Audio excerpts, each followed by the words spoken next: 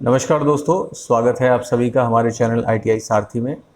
आज का ये वीडियो बहुत अहम होने वाला है सभी ITI के बच्चों के लिए, क्योंकि आज मैं बात करने वाला हूँ एक बहुत ही इम्पोर्टेंट टॉपिक जो अक्सर मेरे से बच्चे इस समय पूछ रहे हैं कि सर ITI कर लिया है तो ITI अभी अगर मान लिया हम कंप्लीट भी कर रहे हैं तो CITS में किसी का एडमिशन हो गया है, किसी का पॉलिटेक्निक में हो गया है, किसी ने दोनों में अप्लाई किया, दोनों में नंबर आ गया है, तो हमें क्या करना चाहिए? CITS में जाना चाहिए या पॉलिटेक्निक में जाना चाहिए? गवर्नमेंट जॉब के लिए पक्का यानी कि पक्का रोज़गार अगर हमें चाहिए तो हमें किस में जाना चाहिए? तो ये वीडियो ज़रूर देखिएगा, एक एक लाइन पूरा देखना है आपको, स्किप मत कीजिएगा, क्योंकि ये आने वाले 5 साल का आपका जो फ्यूचर है उसको बदल सकता है। तो मेरे साथ रहिए आखिर तक। तो अब आपने ITI कर लिया है, कोपा हो, इलेक्ट्रीशियन हो, फिटर हो या कोई और ट्रेड हो।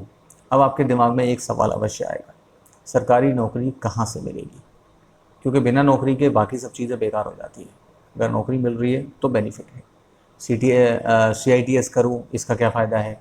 पॉलिटेक्निक करूँ तो ज़्यादा स्कोप है कि नहीं है? जल्दी नौकरी किस में मिलेगी? तो इन सारे सवालों का प्रैक्टिकल जवाब मिलेगा आपको इसी वीडियो में, बिल्कुल ग्राउंड रियलिटी के साथ में।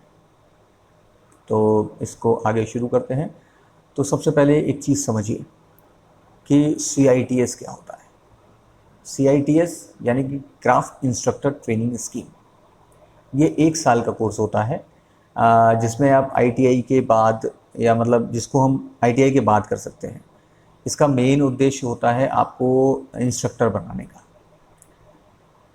यानी आप खुद ITI के बच्चों को पढ़ाएंगे।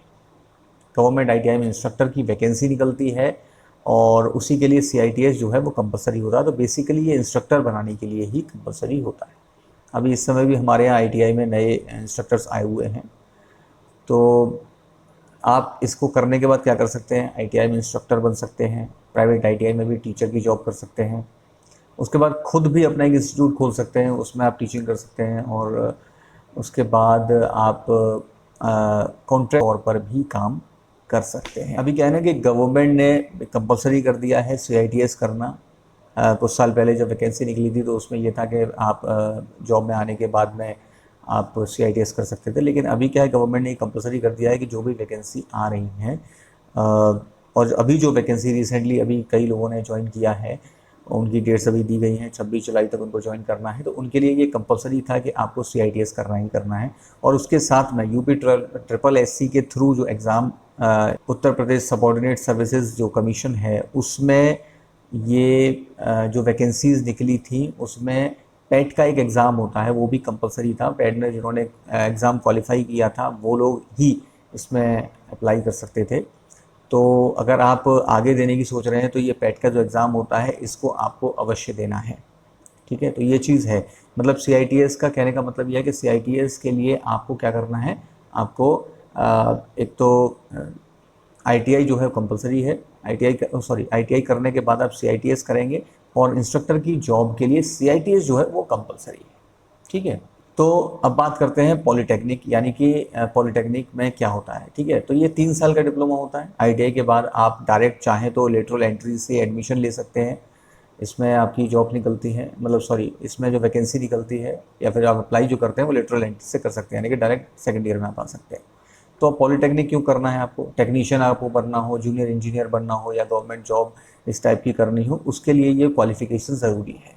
रेलवे है, PWD, SSC, JEE, PSU यानी कि BHEL, NTPC, ONGC, इन सब जगह पर पॉलिटेक्निक से मौका जो है वो आपको खुलता है।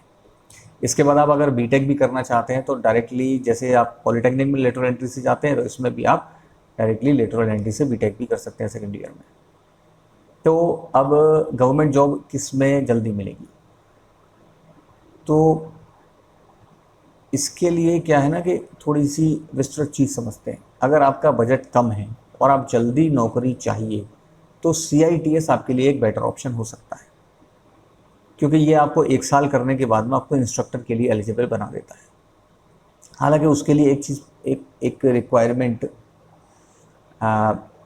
हालांकि उसके लिए एक रिक्वायरमेंट ये भी है कि आपको इसके साथ साथ में, जो हमारे यूपी में खासतौर पर रिक्वायरमेंट है वो ये है कि आपके साथ आपके पास में 3 साल का एक्सपीरियंस भी होना चाहिए।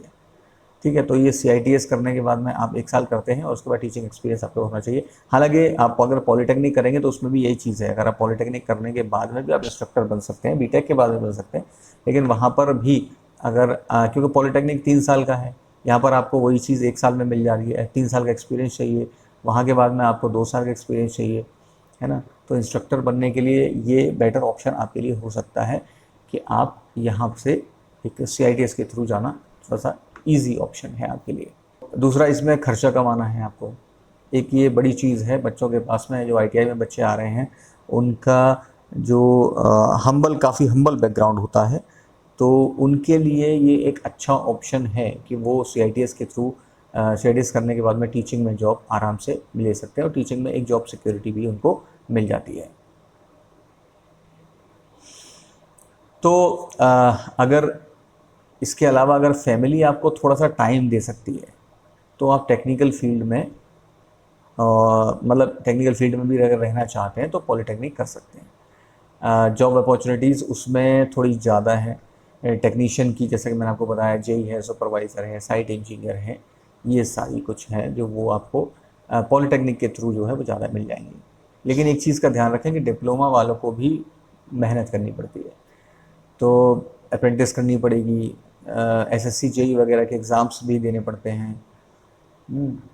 तो टाइम भी और मनी भी आपको कंपेरेटिवली ज़्यादा चाहिए। तो अब बात करते हैं कि CITS के बाद में जॉब का क्या स्कोप है।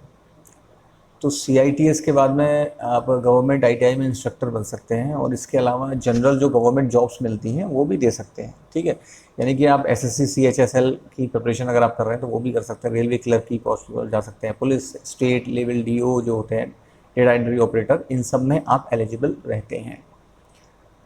लेकिन एक चीज़ है कि CITS से आप वहाँ पर कोई एक्स्ट्रा पॉइंट नहीं मिलता है, मतलब आपकी क्वालिफ़िकेशन बेस क्वालिफ़िकेशन देखी जाएगी, यानी कि 10th आपका 12th या ITI पास ही उसमें देखा जाएगा। CITS वहाँ पर वैलिड मतलब एलिजिबिलिटी के हिसाब से क्राइटेरिया फिट नहीं बैठता है। अब प्रैक्टिकल सलाह क्या है मेरी आपको, अगर आपको टीचिंग पसंद है और बच्चों को सिखाने में आपका इंटरेस्ट है तो CITS परफेक्ट ऑप्शन है। 1 साल है, कम खर्च है और गवर्नमेंट जॉब भी आसानी से पॉसिबल है इसमें। अगर आपको फील्ड वर्क चाहिए, प्रोजेक्ट साइट्स या इंजीनियरिंग में इंटरेस्ट है आपका, तो पॉलिटेक्निक कर सकते हैं आप। थोड़ा टाइम लगेगा लेकिन स्कोप जो है वो काफ़ी बड़ा है, ब्रॉड है, उसमें आपके पास ऑप्शंस ज़्यादा हैं, ठीक है। गवर्नमेंट एग्ज़ाम्स की अगर बात करें तो जैसे SSC, रेलवे, स्टेट जॉब्स वगैरह हैं, इनकी तैयारी पैरेलल रखें, क्योंकि गवर्नमेंट वैकेंसी कभी भी आ सकती है, तो इसके लिए आपको प्रिपेयर्ड रहना है, ठीक है।